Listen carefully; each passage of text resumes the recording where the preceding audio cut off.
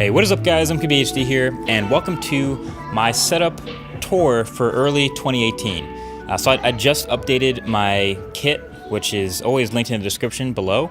But as you probably have noticed, that's a pretty small list of things. It's pretty minimal, pretty clean, and that's the way I like it. And so this setup for me is obviously pretty video editing focused. Like that's most of what goes on here.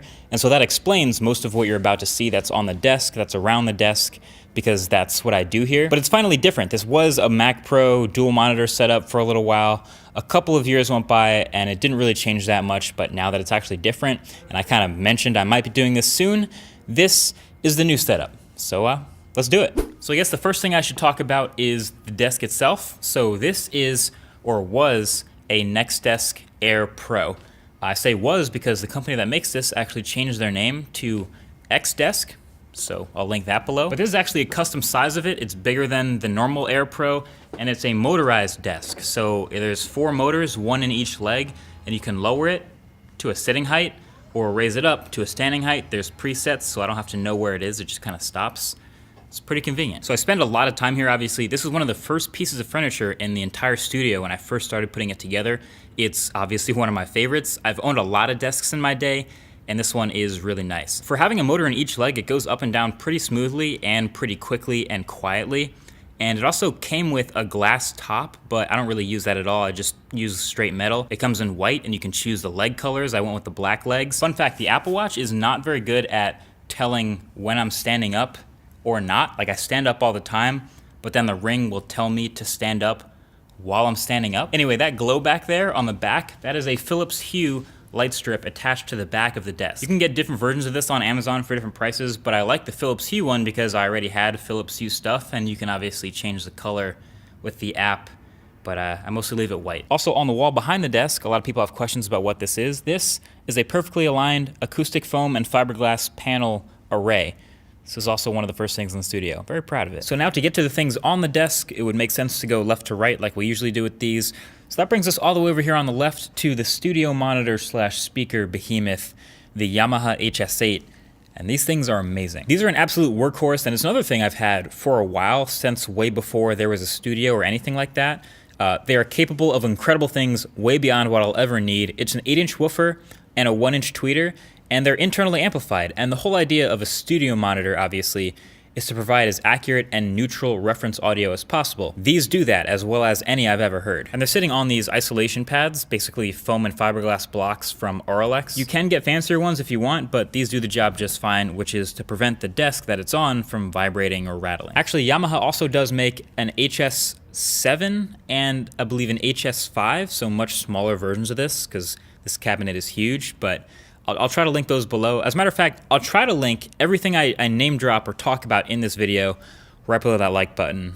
Wish me luck. So right next to that, that brings us to this. This is Promise Pegasus R3. It's storage.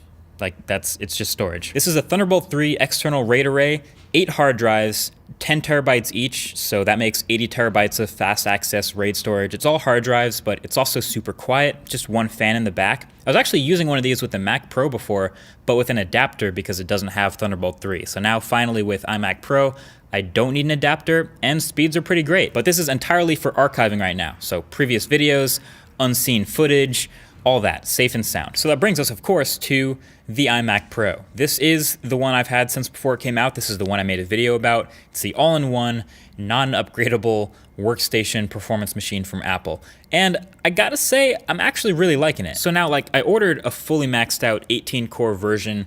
Should come in the next month or two. Not that I don't trust Apple, but I don't really think that new Mac Pro is gonna be coming anytime soon. It might be like a year of using iMac Pro at least before that comes out. So that's soon, but for now, this is that 10-core Xeon W. It's got 128 gigs of RAM. It's a 2 terabyte SSD and the 16 gig Vega GPU. Review is happening pretty soon, probably a little after CES, but yeah, this thing is a monster. And it's sitting on a stand, the 12 South High-Rise Pro. It happens to match, of course, the exact space gray color of the iMac Pro. Of course, I did that on purpose, but it does look great. And more importantly, it brings the iMac's display up to eye level for me. And then this little cover up here is reversible. It kind of slaps on with magnets either way. And I keep the card readers under there, so the Red Mag reader and an SD card reader, because I don't feel like ever using the SD card reader on the back of the iMac. So now onto the right-hand side is mostly just the rest of the audio stuff. So the headphones of choice on a Woo audio stand, our Sennheiser HD800, painted by Colorware. So if you guys know headphones, you already know what these are known for, which is their performance. Their reputation is top notch, and they sound amazing. They're known mostly for their flat sound signature, so they sound pretty good listening to music, but these are actually amazing for video editing as well. They're open back, so soundstage is fantastic, and they take a lot of power to drive, which we'll get to in a second, but when you finally get them plugged in and up and working, it sounds like the vocal artist is actually singing directly into your ear. It's amazing. So then driving those is this little guy, the Apollo Twin Mark II Duo. It's again space gray, gotta love that. So this is the preamp that is taking the information from the computer and turning it into the signal that the speakers and the headphones will play. It's plugged into both. It's extremely clean, so that's what you're paying for here. So you can turn the volume all the way up to earth-shatteringly loud, and there is zero hiss, no noise. It's dead silent. So it's capable of, again, much more than I use it for, but of course I keep it because I love this thing. But also, like, who doesn't love a huge volume knob? Oh, also the chair. How could I forget the chair? I mentioned I do stand a lot, but when I get into the groove of editing, that's usually when I'm sitting down the most. So the chair of choice is this Herman Miller Embody. Again, another thing I've had for years. This is actually kind of popular already too. And let me tell you, if you sit down a lot, you don't want to skimp on the chair. Everyone in the studio has this now because it's dope. I like it a lot. So that's about all there is with that. Oh, also that cable management though. Come on, Linus. And then all the other miscellaneous stuff that's actually on my desk. This is the Hasselblad X1D. It isn't always there, but I tend to kind of keep it near me when I can. And this is my slightly unconventional keyboard and mouse and trackpad setup. Mouse on the right, Logitech MX Master 2S, space gray, kind of on this aluminum mouse pad. And then I also have the trackpad on the left. So I use a trackpad mostly for zooming and scrolling, especially between spaces in macOS 10 or macOS. I kind of have this 3-panel setup going, and I move between them with the trackpad.